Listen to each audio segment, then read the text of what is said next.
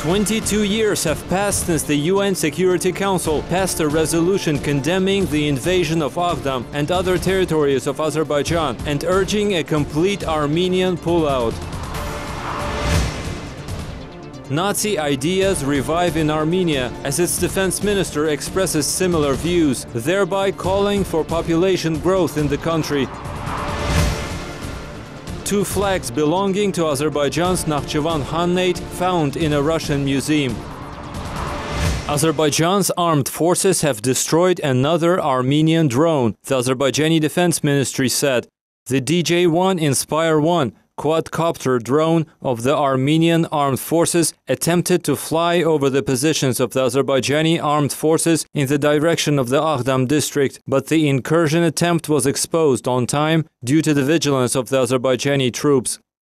Earlier, the Azerbaijani armed forces destroyed 3 Armenian drones, 2 on the front line in the Terter district and 1 on the front line in the direction of the Fizuli district. 22 years have passed since the United Nations Security Council passed a resolution calling for an immediate pullout of the Armenian armed forces from the occupied territories of Azerbaijan. Resolution 853, adopted unanimously on 29 July 1993, condemns the invasion of the Aghdam district and other territories of Azerbaijan, calling for a complete Armenian pullout from those areas. On July 23, 1993, Armenian invaders occupied most of the territory of Azerbaijan's Aghdam region, 1 city and 80 villages. Over 6,000 people died during the fighting in Aghdam, and about 128,000 people became internally displaced persons. Most of the local residents have been settled in regions across Azerbaijan. Moreover, Azerbaijan sustained financial damage worth over $6.1 billion in the aftermath of Aghdam's occupation. The Armenians destroyed a number of historical monuments, cemeteries, residential areas, hospitals, and facilities in Aghdam. Armenia continues looting the cultural heritage of Azerbaijan in defiance of the Hague Convention for the Protection of Cultural Property in the event of armed conflicts, and also a Paris Convention on Cultural Valuables. The conflict between Azerbaijan and Armenia emerged in 1988 when Armenia made its territorial claims. Since the ensuing war, Armenian armed forces have occupied 20% of Azerbaijan's territory, including Nagorno-Karabakh and 7 surrounding regions. A fragile ceasefire has been in place since 1994.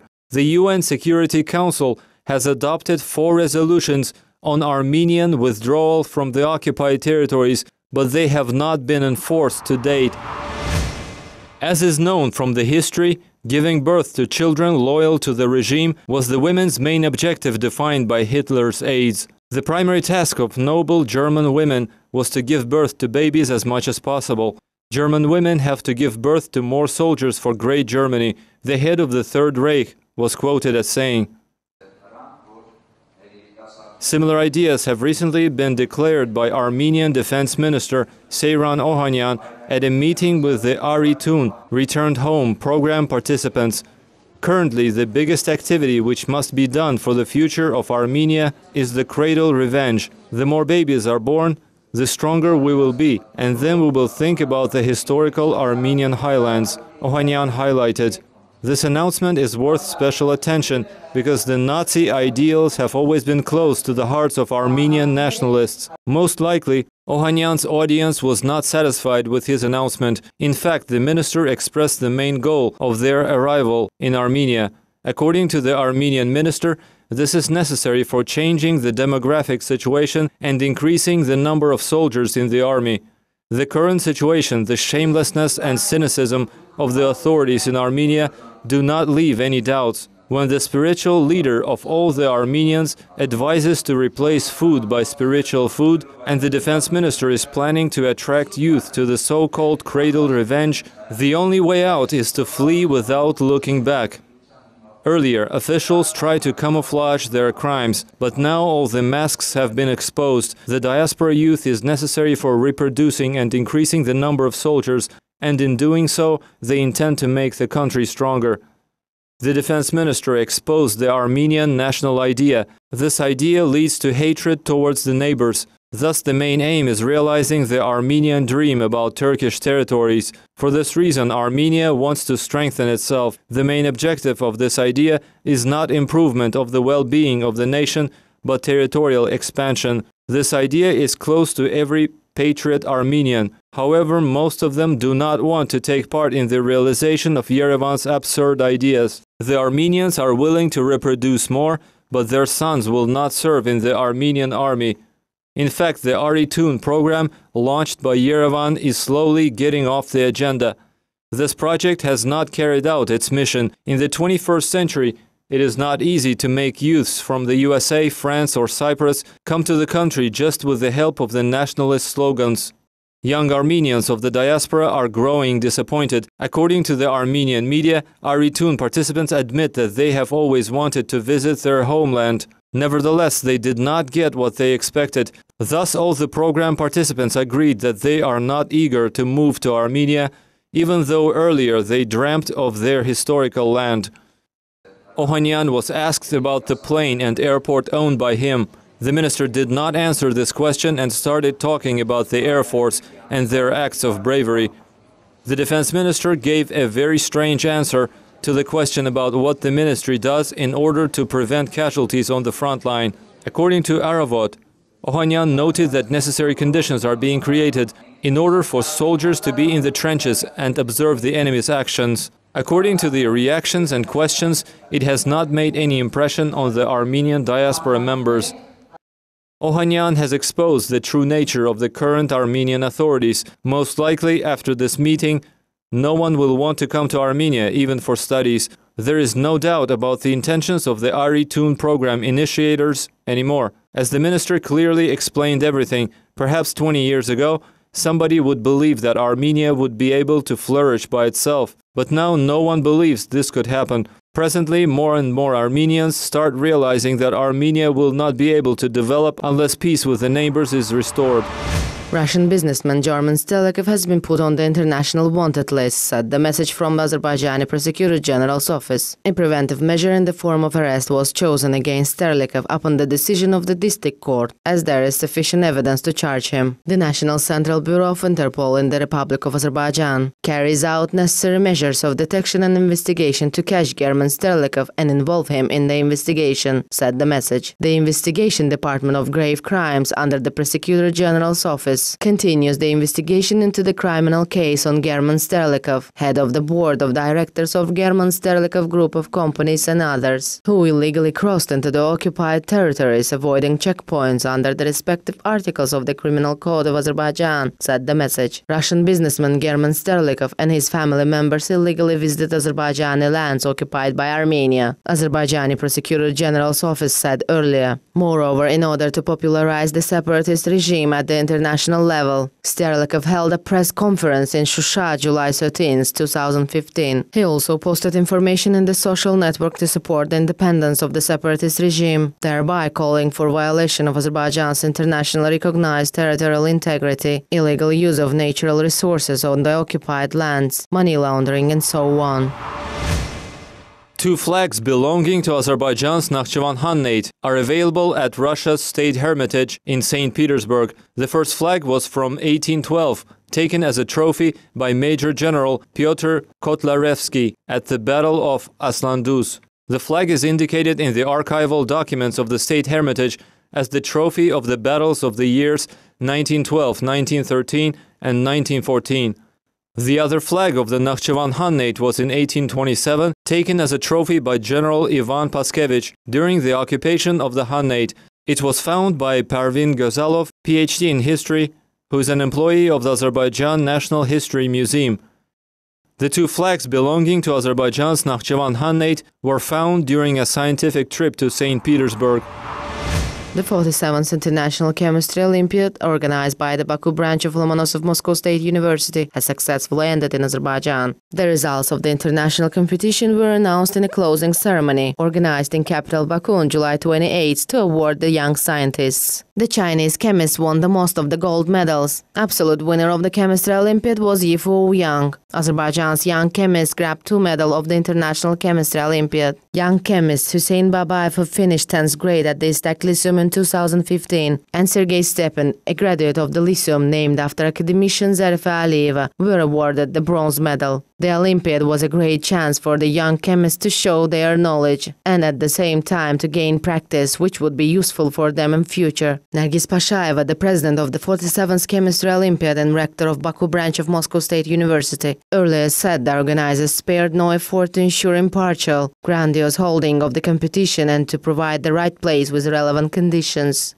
Your wishes, hopes and demands are inseparable from our wishes, hopes and demands, Pashayeva said during the opening ceremony. You, the future scholars of chemistry, should always bear in mind the courage to learn, discover, as well as passion and burning desire to invent. The international competition gathered 300 young chemists from 5 continents and 75 countries, as well as over 250 professional chemists, experts, professors, supervisors and team leaders.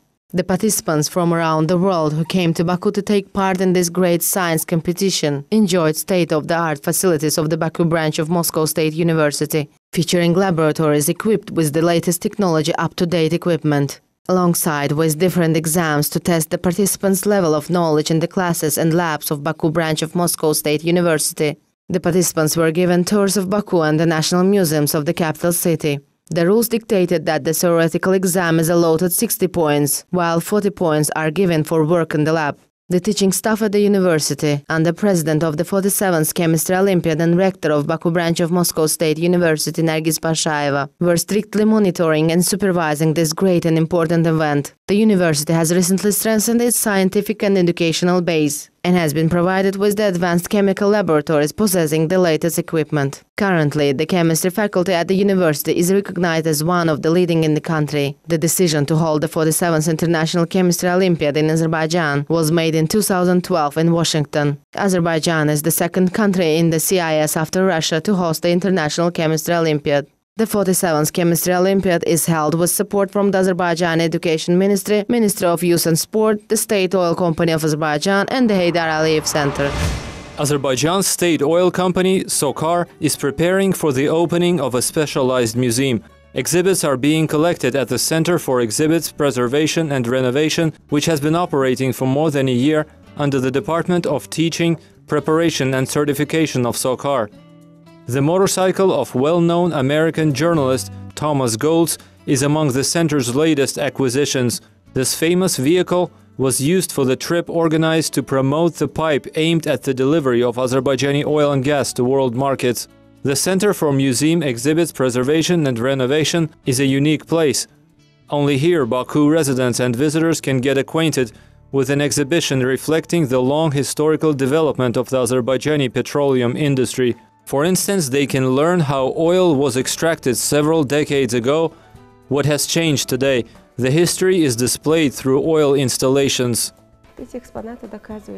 These exhibits prove that oil has been used in Azerbaijan since the 12th century. The oil lamps which were used for lighting by Absheron residents are displayed here. The oil lamps were also used for cooking and heating. All this was mentioned by travelers such as Marco Polo, Rashid Beruni, Bakuvi. They wrote that oil was leaking and flowing on the ground near Baku. Parvin Akinci is a specialist on the Azerbaijani oil history. She can tell about the exhibits for hours. Her favorite topic is the oil boom in Azerbaijan. The first oil boom occurred at the end of the 19th, early 20th century, while the second one happened in the modern period. Akinci also spoke about the trip made by Thomas Goltz.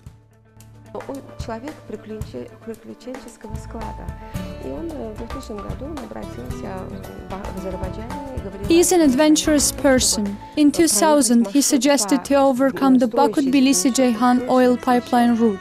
However, at that time, people thought that it was a fraud, that it was impossible. No one believed that it could be possible. Former President of Azerbaijan Heydar Aliyev was the only person who supported Thomas Goltz and his team. He supported them, assisted in their plan, and ordered to give them a barrel of oil from the Caspian Sea. Thus, Thomas Goltz and his team crossed the whole Baku-Tbilisi-Ceyhan route. Thomas Goltz, with the representatives of foreign oil companies, overcame the 1750-kilometer-long Baku-Tbilisi-Ceyhan pipeline in 2 weeks. The American journalist repeated his success a year later. This time he delivered a container of Azerbaijani gas from the Shah Deniz field to the Turkish city of Erzurum. Thomas Goltz became one of the pioneers who told the world the truth about the Armenian occupation of the Azerbaijani territories. His book is called Azerbaijan Diary. In this book, Goltz talks about the early 1990s, the time when the Armenian armed forces started invading the native Azerbaijani land of Nagorno-Karabakh. His book is based on his personal observations. He came to Baku in 1991 due to the visa problems during the arrival in Uzbekistan, where he would have to teach at one of the universities. In his book, Thomas Goltz draws special attention to the Khojaly genocide of the Azerbaijani people. In February 1992, Armenians killed 613 people, including women and children, in one day in the Azerbaijani city. The exhibits of the Center for Exhibits Preservation and Renovation are supposed not only to attract and surprise visitors, but also to entertain people. The history of one of the biggest Azerbaijani oil companies, the Noble Brothers, is told in an interactive hall. There are 4 touchscreen displays. The information is presented in Azerbaijani and English.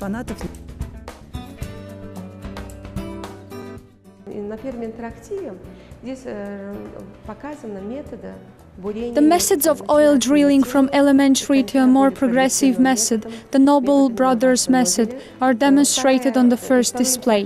The second one is dedicated to the archive collection of the Noble Brothers. The other display is called Timeline, or the chronology of the Noble Company's development. The fourth display is dedicated to Zoroaster, the world's first oil tanker. Зороастру – это первому нефтяному танкеру в мире, первому нефтяно-наливному танкеру. Currently, the center specialists are engaged in studying other materials connected with oil production in Azerbaijan.